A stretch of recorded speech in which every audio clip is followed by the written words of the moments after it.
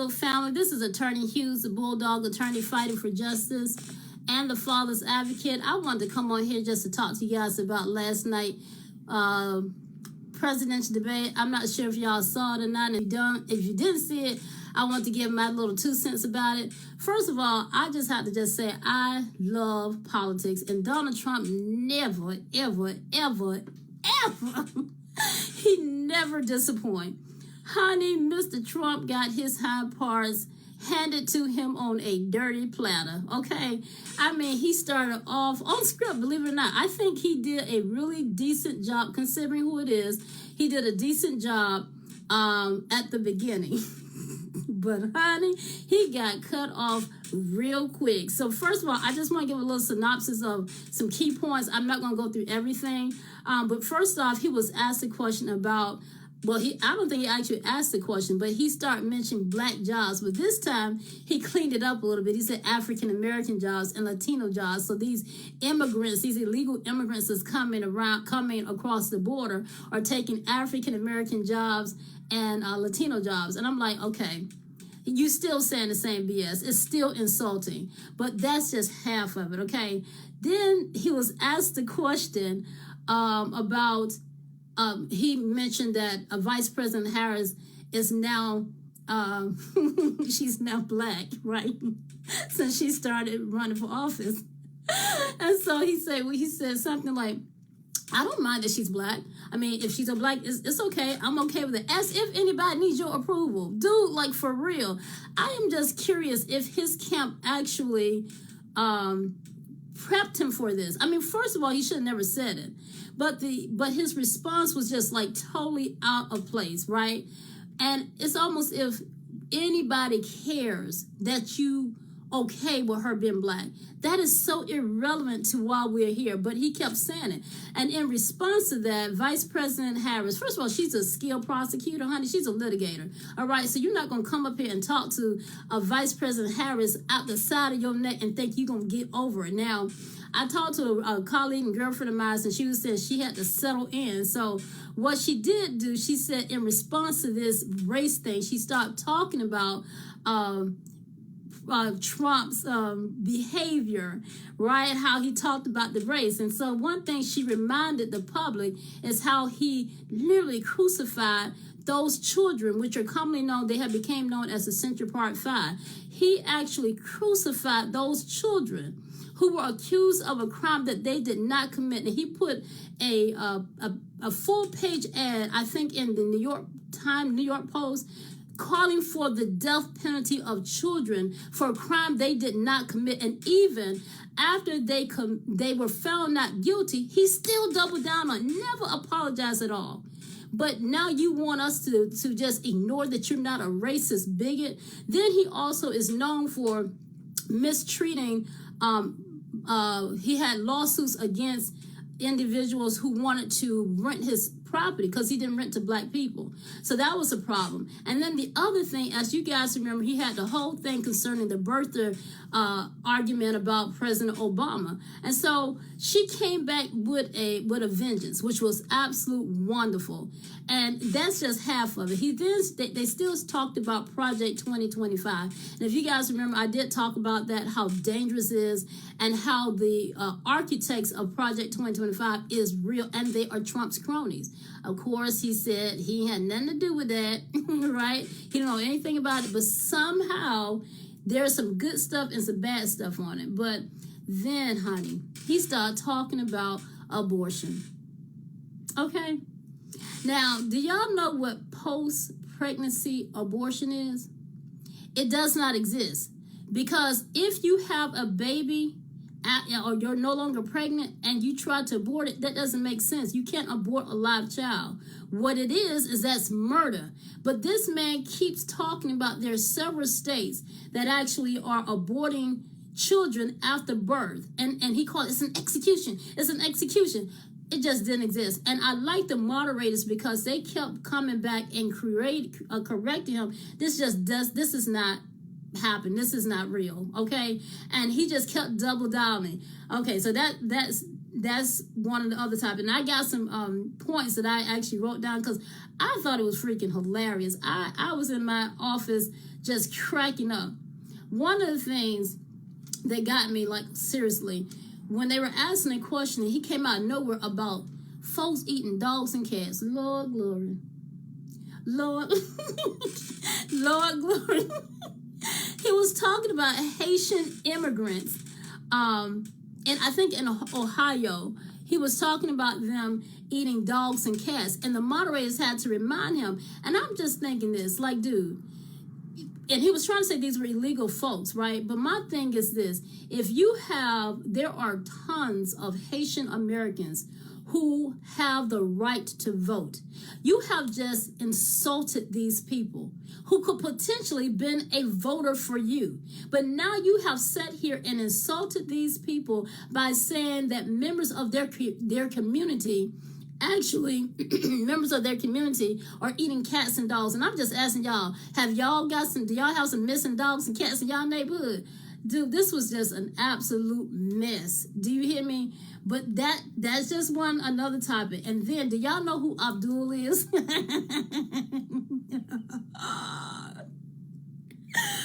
Oh, Lord. So they will start talking about Afghanistan, and Trump was trying to say that she's weak on foreign policy. But Vice President Harris, she did not miss a beat. And she started talking about how Trump, under his administration, actually brokered a deal with the leader of the Taliban. And when they actually did that, the American government could not get out of that deal. And so when Biden and Harris got into office, they were stuck there, right? So anyway, Mr. Trump, in his old fashion, he actually did broker a deal with Abdul. Dude, now this is the thing. The average American don't know about these deals. Most people just listen to the news and they just be on their way. But he actually got on live TV. He is on an international stage, and on this international stage, he actually agreed that he talked to Abdul. God glory. He said he actually talked to Abdul to make a deal, and he actually he's the leader of the Taliban. That's the first thing. And although he made this deal with Abdul did not follow through with the deal. Did you think he was going to follow through? You did a deal with the freaking Taliban? In America, we know the Taliban as a terrorist group. Did you really expect he was going to do that? And then he had the audacity, said, we left 85,000 beautiful military equipment there. That's $85,000 that belong to the American public, the American people, that you left in another country because you brokered a deal with the Taliban. And you know what that really boils down to? You got played. That's what it is. Some big, bold leader that you are, you got played by the Taliban, and you honestly thought that you were actually going to get a deal. And he kept saying in the debate, they didn't do what they were supposed to do. They didn't do what they were supposed to do. Did you really think they were going to do what they were supposed to do? He is a doggone Taliban. I mean, like, really. I don't know. Y'all tell me what y'all think, but it was hilarious. I was just freaking cracking up. Another topic I just think was really interesting, they asked about January 6th, whether or not he had any regrets. Okay, first of all, he never answered the question. But you know what he did? You know what he did? He blamed January 6th on Nancy Pelosi's daughter, and the mayor of Washington, D.C. Child, I cannot make this up. And then he had the audacity to say that there were nobody injured, no officer injured, only one person that was injured. It was a woman that was trying to break into the Capitol, and an officer shot her. Did he not remember how many officers actually were injured, and some actually died? Some of them had to retire because of that. But he blamed Nancy Pelosi. My goodness. And he blamed her daughter. My goodness. And he blames the mayor. My goodness. And he tried to tie it into security. The point is the question that was asked of him was, do you have any regret? And he never, ever answered it.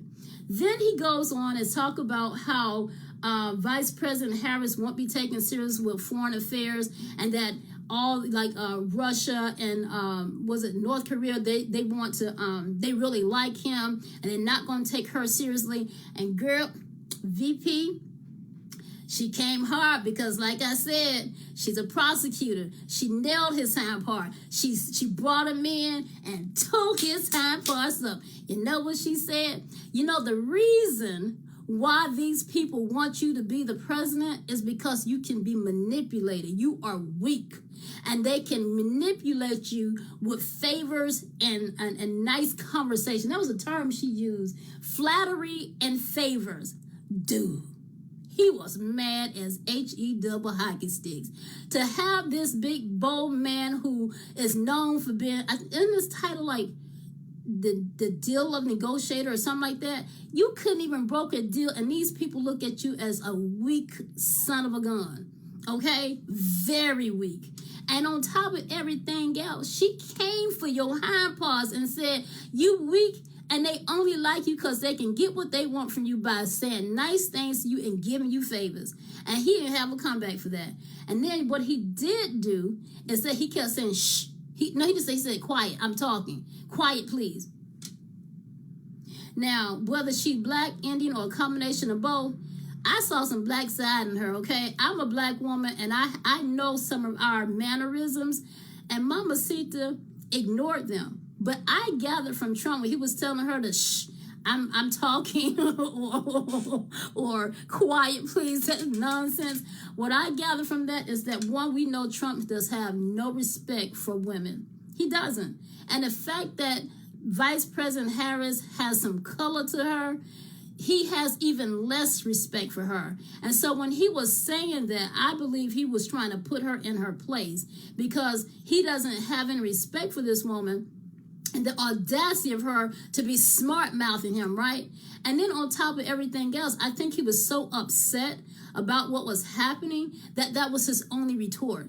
It was entertaining to say the least. But I did talk to some people, some colleagues of mine, some friends of mine about different policies and stuff, right? And so they were asking him, asking both of them about what kind of policy he had, right? Oh my God. So Vice President Harris, she talked about her policies, and she was talking about, like, she has a $50,000 deduction that she wanted, tax deduction for small business owner. I have my own law firm. I have a few other companies that I run, and that's going to be helpful for some of us small business owners. She also is offering $25,000 to first-time homeowners or home buyers, and then also a $6,000 incentive to families who have children. Those are really good cuts. We do need to figure out, like, where this money's coming from. They asked the same question to Mr. Trump. You know what he said? I have a concept. Oh my God. He has a concept of a plan. The election is less than 90 days away. I think we got like 60 days. I don't know how many days. But you only have a concept? Dude. Do we want a president to go to court with a concept? Oh God, I don't understand it. I just don't understand it. He has a concept of a plan. Anyway, they also asked him a question. I think she had made reference, Vice President Harris made reference to his father giving him, a large amount of money. I think they said $400 million. And so obviously the average American don't have that kind of money. And so for what it's worth, he cannot put himself in the same position as the regular, the majority of Americans. And instead of using this as an opportunity to explain his wealth and to tell the American people, I shouldn't be punished because I grew up wealthy. And he really shouldn't be. It's not his fault that his dad was a millionaire or billionaire or whatever. But instead, what Trump did in his natural fashion, he started boasting about himself. He said, first of all, I didn't get $400 million. I got just a small portion, and I make billions. In my opinion, I think what Trump should have said, at first I think he should have said, I should not be punished for that. I think that's the first thing. And what he should have said is that I did get money, but it was a small amount of money. And, whatever that might have been, it's still probably more than the average American would ever see in their lifetime. But what I did is I took that small amount of money and I made billions in it. And I can do the same thing with the American government. I can take this horrible economy that we have here and I can make it better. That's one way he could have twisted. But because he is so interested in himself, right? He started talking about what he has done with billions of dollars. And of course, VP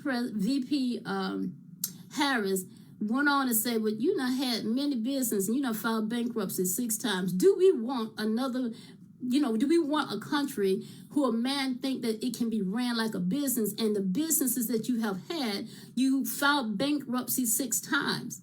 My goodness, she's baited him many times, and he fell right in that hole.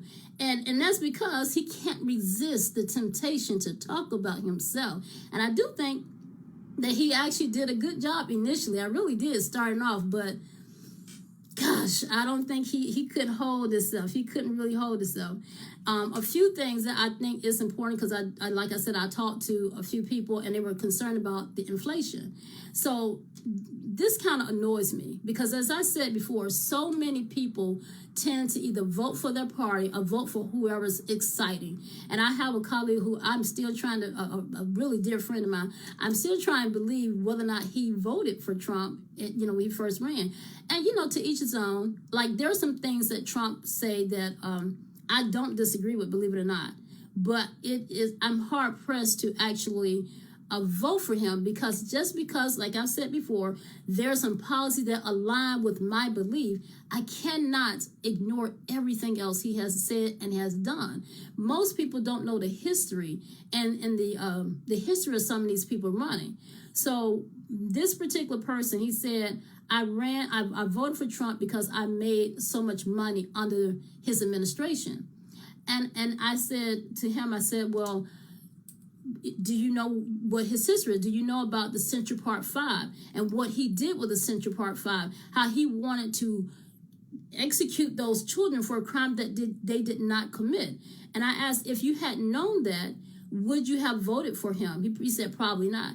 And so I'm telling you guys, listen, Trump he's beautiful, honey. He's beautiful. He's delicious. He's great for entertainment. He is yummy to the bone. And I say that sarcastically because he has made politics delicious. I mean, anytime I can go and see politics, I love it. Even when it does not involve Trump, because he's just made it so entertaining.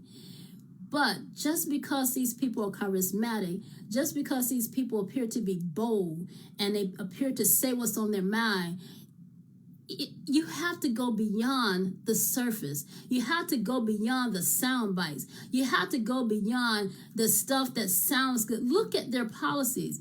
As I said before, there are a lot of black men who actually don't like VP Harris because there's this belief that she prosecuted a lot of black men.